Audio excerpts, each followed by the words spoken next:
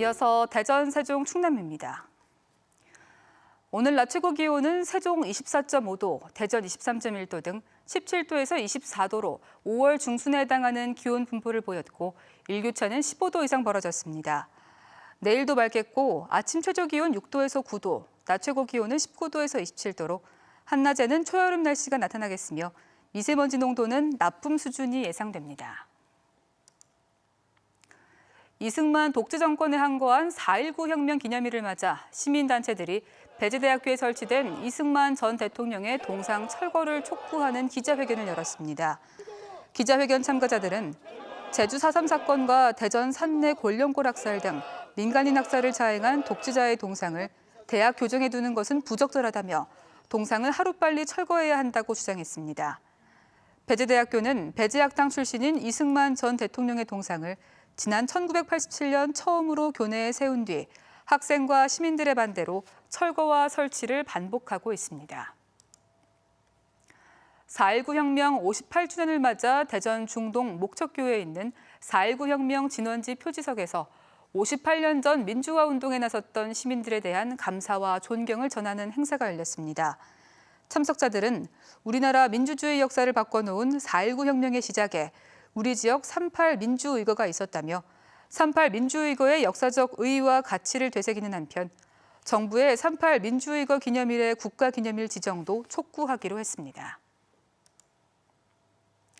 4월 감기 환자가 한겨울보다 많이 발생한다는 사실 알고 계십니까? 큰 일교차로 면역력이 약해지는 데다가 미세먼지와 황사의 악영향으로 감기가 더욱 기승이라고 하는데요. 손 씻기 등 기본만 잘 지켜도 예방에 도움이 된다고 합니다. 고병건 기자가 보도합니다. 초등학생 1학년 보아와 어린이집에 다니는 동생 지아는 일주일 전부터 감기를 앓고 있습니다. 목이 붓고 가래와 기침이 심해지면서 결국 병원 치료까지 받아야 하는 상황입니다. 네, 저도 지금 감기를 아이한테 옮아서 저도 지금 병원에 다니고 있는 상태여서 조금 힘들어요. 봄의 기운이 완연한 4월. 그러나 감기 환자는 오히려 겨울보다 더욱 늘고 있습니다. 4월은 1년 가운데 감기 환자가 가장 많이 발생하는 시기로 꼽힙니다. 실제 건강심사평가원 자료를 보면 지난해 4월에 발생한 대전 지역 감기 환자는 13만 4천여 명으로 한겨울인 1, 2월보다 더욱 많습니다.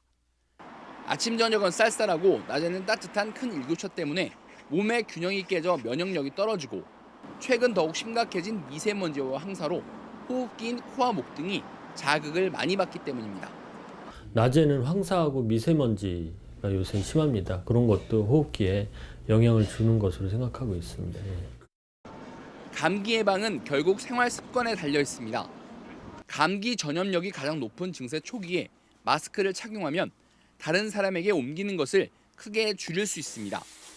또 감기 바이러스를 잘 옮기는 손과 얼굴, 발 등을 수시로 씻는 것도 간단하지만 중요한 예방법입니다. MBC 뉴스 고병관입니다. 오는 2022년까지 가상 공간에 세종시와 동일한 디지털 쌍둥이 도시가 만들어집니다. 세종시와 한국전자통신연구원은 올해부터 5년간 190억 원을 투자해 실제 세종시를 재현한 쌍둥이 도시를 구현해 가상 공간에서 각종 도시 정책을 실험하고 검증할 계획이라고 발표했습니다.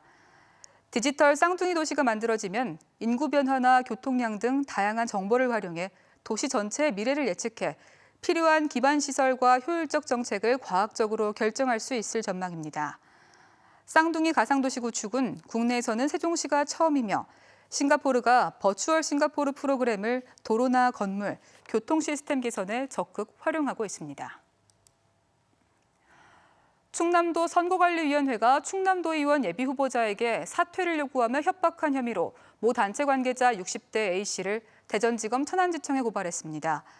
A씨는 지난 13일부터 16일까지 평소 알고 지내던 충남도의원 예비후보자에게 60여 차례에 걸쳐 카카오톡 메시지를 보내 협박한 혐의를 받고 있습니다. 공직선거법 237조에 따르면 후보자가 되려는 사람을 협박하면 10년 이하의 징역 또는 500만 원 이상 3천만 원 이하의 벌금에 처해집니다. 세종 지역 8개 시민사회단체로 이뤄진 세종시민단체연대회의가 6.13 지방선거를 앞두고 시장과 교육감, 시의원 후보의 7대 정책과제를 제안했습니다. 7대 정책과제에는 주민투표 확대 등 풀뿌리 민주주의 실현을 비롯해 사회적 일자리 확대와 중앙공원 생태공원화 등이 포함됐으며 시민단체 연대회의는 앞으로 각 후보와 정책협약을 추진할 계획입니다. 개족산과 산림육장으로 이름난 대전 장동에서 칼국수를 만들고 맛보는 이색적인 칼국수 학교 행사가 열렸습니다. 장동 칼국수 학교는 주민협의체인 농촌체험 휴양마을에서 운영하는 프로그램으로 대덕구는 지역관광 상품으로 만들기 위해 지난해 마을 관계자와 구청 공무원이 산후기 우동의 본고장인 일본 나가노 우동학교를 방문해 운영 사례를 벤치마킹하고 대덕구 평생학습원에서 강사 양성 교육도 했다고 설명했습니다. 지난달 경기도 김포에서 발생한 돼지 구제역 확산 차단을 위해 실시하고 있는 구제역 백신 접종이 지역에서 완료됐습니다. 농림축산식품부는 지난달 27일부터 29일까지 충남과 대전에서 각각 227만 마리와 1,000마리를 접종했고 지난 3일부터 5일 사이 세종에서 8만 마리를 접종했다고 밝혔습니다. 농식품부는 구제역 백신에 의한 방어 항체가 충분히 형성되려면 최소 14일이 걸리기 때문에 축산농가와 농가를 방문하는 차량은 소독을 비롯한 차단 방역을 철저히 할 것을 당부했습니다. 오늘 밤 11시 10분 방송하는 대전 MBC 시사플러스에서는 입양특례법 개정을 둘러싼 논란을 짚어봅니다. 시사플러스는 국회에서 논의되고 있는 입양특례법 개정이 국내 입양 현실을 반영하지 못한다며 입양 부모들이 반대 청원을 진행하는 이유와 대안을 분석하고 공개 입양을 통해 입양아와 입양 가정에 대한 사회적 편견을 바로잡는 가정도 조명합니다. 바닷물을 가공해 공업용수로 활용하는 대산 임해산업지역 해수담수화 사업이 속도를 내고 있습니다. 국토교통부 손병석 1차관은 서산시를 찾아 대산산업용수센터와 대산해수담수화 사업계획 대상지, 중동 맞춤형 해수담수화 연구시설을 둘러보며 사업 진행 상황을 점검했습니다. 최근 기획재정부의 예비타당성 조사를 통과한 대산 임해산업지역 해수담수화 시설 사업은 내년 착공 계획으로 국비 등 2,306억 원을 투입해 2021년 완료되면 하루 10만 톤의 바닷물을 공업용수로 공급해 충남 서북부의 만성적인 가뭄에 대응할 계획입니다. 지금까지 대전이었습니다.